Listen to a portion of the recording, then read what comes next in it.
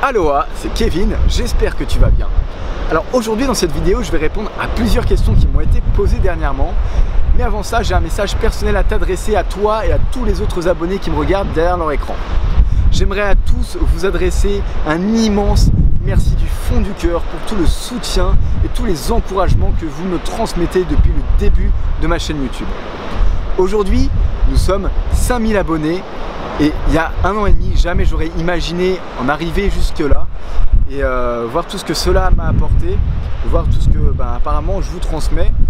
J'ai reçu dernièrement énormément de messages, d'emails concernant ma dernière vidéo dans laquelle je te partage mon histoire, mon parcours semé d'embûches en tant que surfeur débutant à l'époque jusqu'à aujourd'hui. Mais je suis juste, encore une fois, de plus en plus passionné et j'ai juste mes valeurs à te transmettre à travers le surf et mes expériences de vie. Donc encore une fois, merci du fond du cœur pour tout l'intérêt que vous portez à mes vidéos, ça m'aide énormément à avancer dans mon projet. Donc, pour en revenir au sujet de cette vidéo, je vais répondre à toutes les questions qui m'ont été posées dernièrement puisque récemment sur Instagram, j'ai lancé un sondage pour vous demander de me poser un maximum de questions. Alors d'ailleurs, j'en profite, si ce n'est pas déjà fait, tu peux me suivre sur mon compte Instagram @KevinTribet dans lesquels je partage souvent des stories, des photos, des vidéos. J'organise de temps en temps des concours et prochainement, je vais organiser des rencontres abonnés pour vous permettre de vous rencontrer ensemble et de créer des projets ensemble. Voilà. Alors pour commencer par la première question, je vais répondre à la question de Gus qui est: fais-tu un entraînement de muscu spécifique pour le surf? Alors ma réponse est oui et non. Dans le sens où je m'entraîne régulièrement mais j'ai pas d'entraînement spécifique. Alors prochainement je vais réaliser une vidéo sur mes différents entraînements que je pratique régulièrement. Mais pour te donner un ordre d'idée, j'essaie au maximum à base de 3 fois par semaine d'aller courir régulièrement, d'aller nager, de faire des pompes, des burpees, des squats, des tractions pour me permettre d'être toujours en forme et explosif lors de mes sessions puisque le surf demande énormément d'efforts physiques et du coup c'est important de s'entraîner régulièrement. Donc Gus, voilà ma réponse. Donc oui, je m'entraîne régulièrement, non j'ai pas d'entraînement spécifique, mais oui je vais réaliser une vidéo à ce sujet prochainement. Ensuite j'enchaîne avec la deuxième question qui nous vient de Moana qui est: quand reviens-tu à Tahiti? Donc premièrement, Yaorana Moana, apparemment tu viens du Whenua et ça me fait énormément plaisir d'être suivi par encore une fois des Tahitiens du Whenua. Donc ma réponse est oui, je vais revenir à Tahiti, ça c'est chose sûre. Quand, je peux pas le dire encore actuellement puisque mes projets et mes finances pour l'instant c'est pas ma priorité de retourner à Tahiti. Mais j'espère au moins dans les 2 prochaines années, comptez sur moi, tous les Tahitiens, tous les popas qui me regardent depuis le Whenua. Je vous porte tous dans le cœur, j'ai trop hâte de vous retrouver. Je vous préviendrai quand le moment sera venu. Alors ensuite j'enchaîne avec la 4e question qui nous vient de David et d'Anaïs, puisqu'ils m'ont posé la même question en même temps, qui est: peux-tu nous donner la signification de tes tatouages maoris et où les as-tu réalisés? Alors, mes tatouages maoris, j'en ai 2. J'en ai un sur l'épaule droite et un sur le mollet droit. Je les ai réalisés en 2010 à Bora Bora lorsque j'étais géo au Club Med là-bas. Et à un moment donné, j'avais fait une plongée bouteille avec des baleines. Et il y avait un baleineau qui était passé pas loin de moi et j'ai eu un accident de décompression à ce moment-là. J'ai fait des roulés-boulés dans l'eau. Et suite à ça, j'ai perdu 50% de mon audition droite. Et du coup, j'ai été vassané à Tahiti pour aller chez l'ORL d'urgence. Et il m'a donné un traitement de cheval à base de cortisone et de corticoïdes pendant 2 semaines où je devais rester enfermé dans ma chambre. Et ça a été un peu terrible pour moi, j'ai eu pas mal d'effets secondaires. Et à ce moment-là, j'en ai profité pour me faire tatouer. Et du coup, mon tatoueur s'appelle Fatih. Et pour la petite anecdote, et Fatih aujourd'hui vit à Biarritz avec sa famille. Il est tatoueur à Biarritz. D'ailleurs, Fatih, si tu regardes cette vidéo, Yorana à toi, je compte passer te voir très prochainement. Et du coup, je vais mettre tous les coordonnées de Fatih dans la description. Donc, la signification concernant mon épaule droite, d'ici jusqu'ici, c'est ma naissance jusqu'à aujourd'hui. C'est des symboles maoris. Alors Fatih vous le raconterait mieux que moi. Mais en gros, les tatouages maoris sont représentés par des symboles. Alors je vais faire voilà, hop. Donc voilà, Alors tous ces symboles-là représentent un petit peu le vécu que j'ai eu depuis mon enfance jusqu'à aujourd'hui, que j'ai raconté à Fatih. Et de ce que je me rappelle, le soleil ici représente le présent, et tout ce qui concerne le devant du tatouage donc représente mon avenir. Donc ici il y a la croix marquisienne qui représente la protection et plein d'autres significations dont je ne me rappelle plus trop, j'ai pas envie de vous dire de bêtises. Et puis voilà, des vagues, l'océan, tout ça, mes projets, mon avenir. Et en ce qui concerne le tatouage du mollet, alors il y a plusieurs symboles qui signifient plusieurs choses. Donc premièrement, ici tu peux voir un premier tiki guerrier qui regarde vers l'avant, qui est symbole encore une fois, d'avancement dans tes projets, de confiance en soi, tout ça. Un autre tiki qui regarde derrière moi, qui symbolise le tiki de la protection, pour se méfier vraiment des personnes qui sont mauvaises. Ensuite, je ne sais pas si tu peux voir, mais j'ai deux têtes d'oiseaux qui s'entrecroisent. J'ai une tête de... alors je crois que c'est de colombe, il me semble, avec la croix marquisienne dedans, qui représente la liberté. Et une autre tête d'oiseau qui est une tête d'aigle, qui représente le voyage. Ici, j'ai deux petits bonhommes qui sont mon papa et ma maman, avec un requin ici qui représente, c'est mon animal préféré, le requin, et comme je suis du signe astrologique du poisson, et m'a fait un requin. Ensuite ici, de ce que je me rappelle, je crois que c'est le symbole de l'enfant unique, parce que l'enfant unique c'est quelque chose de très rare en Polynésie, puisque les familles polynésiennes dans leur culture ont plusieurs enfants, ils sont issus de familles nombreuses. Et ensuite voilà, il y a une lance qui représente encore une fois l'assurance, l'avenir, la projection de projet, tout ça. Donc voilà grosso modo la signification de mes deux tatouages. Ensuite, la cinquième question qui nous vient d'Axel. Connais-tu le shaper basque Makai? Axel, non, je ne connais pas encore ce shaper, mais j'irai me renseigner, j'irai à sa rencontre. Si toi tu le connais personnellement, ou que si tu me poses cette question là, tu as peut-être un rapport avec lui, donc je t'invite à m'en dire plus. Alors ensuite, Coralie qui me demande depuis combien de temps fais-tu du surf et comment as-tu eu la passion du surf? Alors Coralie, je réponds en partie à cette question dans ma dernière vidéo dans laquelle je te partage mon histoire. Alors j'ai débuté le surf à 15 ans, et comment j'ai eu la passion du surf? Il y a eu plusieurs éléments qui ont fait que c'est devenu vraiment une passion à part entière. C'était premièrement, je me rappelle, à 13 ans, j'ai découvert par hasard le film Endless Summer, et dès que j'ai regardé ce film, je connaissais pas du tout le surf à l'époque, ça m'a vraiment inspiré, ça m'a vraiment changé la vie. À partir du moment où j'ai regardé ce film là, il s'est passé quelque chose en moi, même si j'y connaissais rien, je sais pas, c'est l'ambiance, les valeurs que ce film partage. C'est un des premiers films de surf de l'époque que je t'invite à aller voir, j'en parlerai dans une prochaine vidéo. Donc il y a eu Endless Summer, il y a eu un magazine à l'époque, vers 14 ans, je prenais des cours d'anglais quand j'étais en Bretagne pendant les grandes vacances. Et une fois, ma prof d'anglais particulière m'avait demandé de choisir un magazine parmi les plusieurs magazines qu'elle avait sous les yeux pour qu'on s'amuse à les traduire. Et du coup, il y avait un magazine, je crois que c'était Times il me semble, avec une photo de couverture de l'Air d'Hamilton qui faisait un énorme R sur la vague de Mavericks il me semble, je sais plus vraiment où, à Jaws, je sais plus.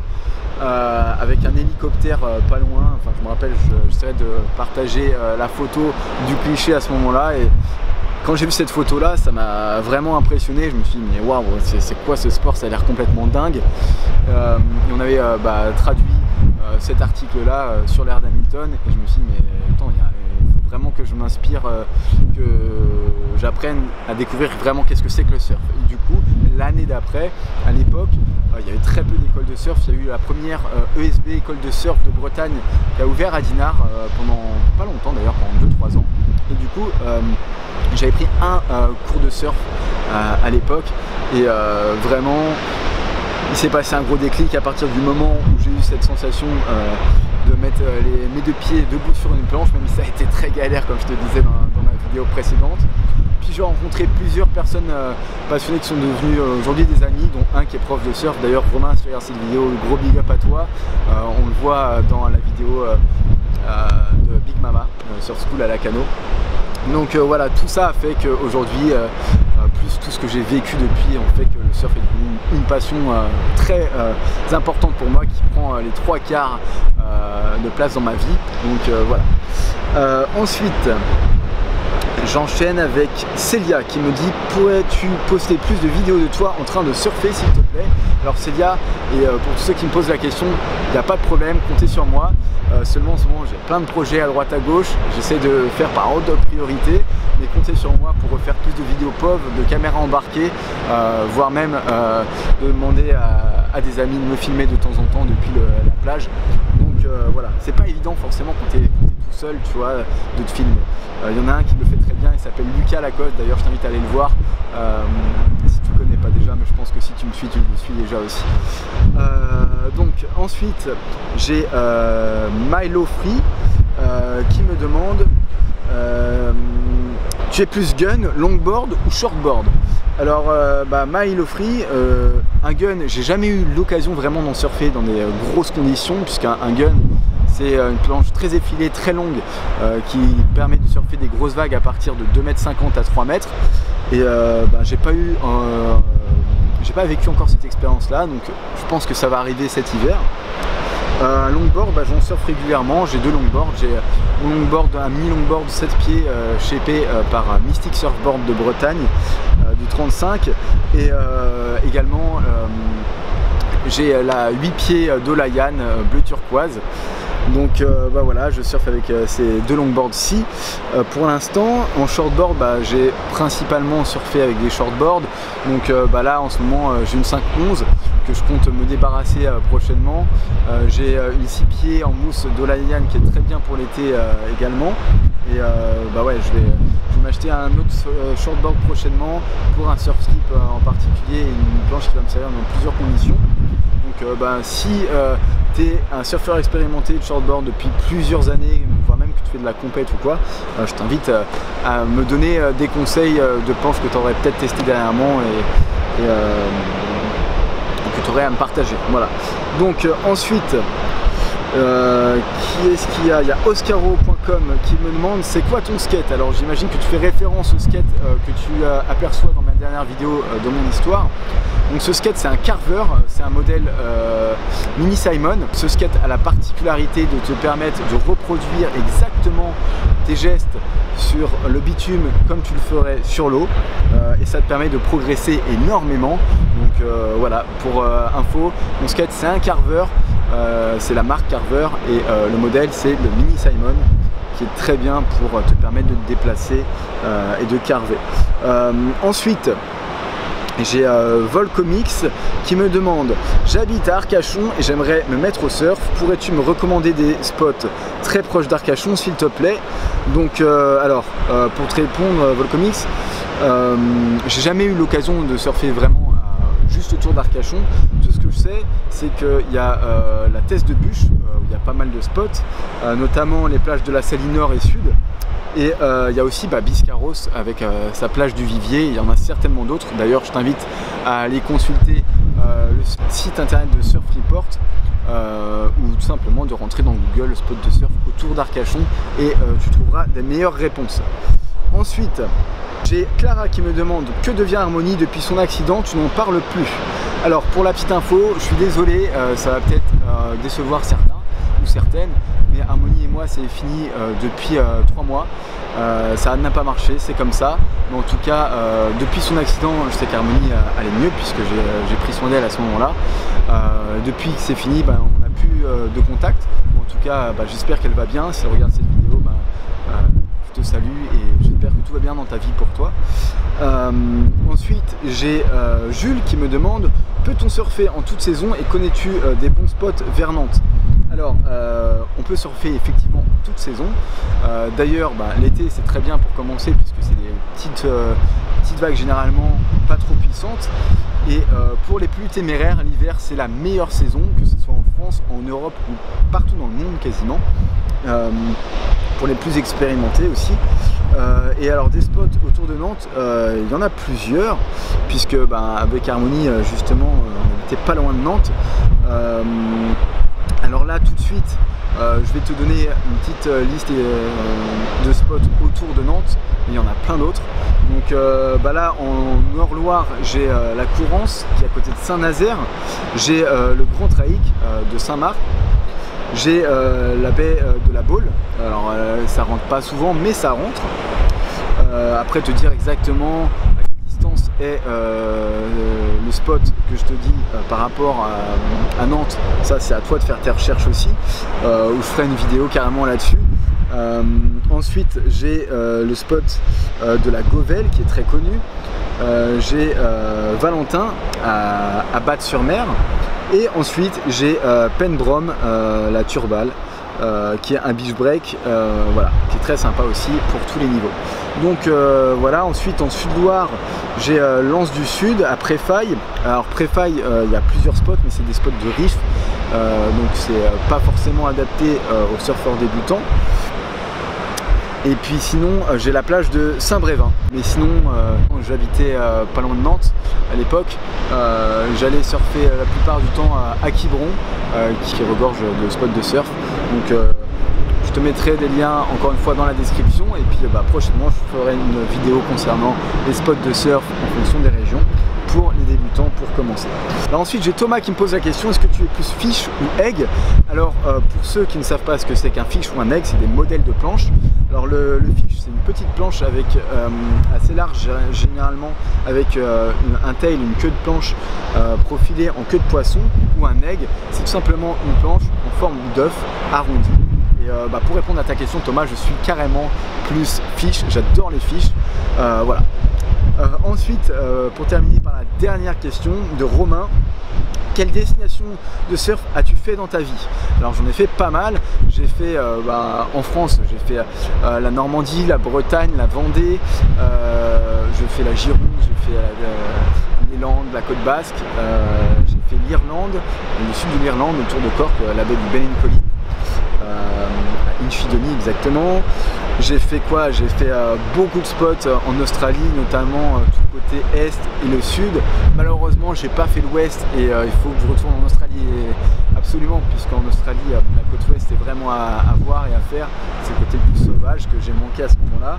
J'ai fait tous les spots quasiment de la Nouvelle-Zélande, puisque j'ai parcouru le pays en van aussi. J'étais à Bali, j'ai été où? J'en ai fait pas mal les spots. J'ai surfé à Hawaï. Alors à ce moment-là, c'était en août, c'était quasiment flat, mais j'ai surfé un peu à Waikiki en longboard, et quelques autres spots, mais pas grand-chose. Sinon prochainement, je compte partir quelque part, mais je ne vais pas te donner la destination tout de suite parce que c'est pas encore sûr. Je préfère réserver ça en suspense, en surprise, au cas où. Voilà, donc c'était tout pour les questions d'aujourd'hui. Donc encore une fois, si toi tu regardes cette vidéo et que tu as d'autres questions à me poser, je t'invite à me les envoyer en message privé ou en commentaire comme tu veux. Et prochainement, d'ici un mois ou deux, je referai une autre vidéo de ce style où je répondrai à toutes vos questions. Avant de vous quitter, si ce n'est pas déjà fait, je t'invite à aller voir dans la rubrique des commentaires juste sous ma vidéo pour cliquer sur le lien. Si tu veux recevoir mon e-book gratuit, c'est un e-book dans lequel je partage mes conseils en tant que surfeur passionné pour t'aider à progresser rapidement en tant que surfeur débutant. Et puis sur ce, je te dis à très bientôt dans une prochaine vidéo. Prends soin de toi. Ciao!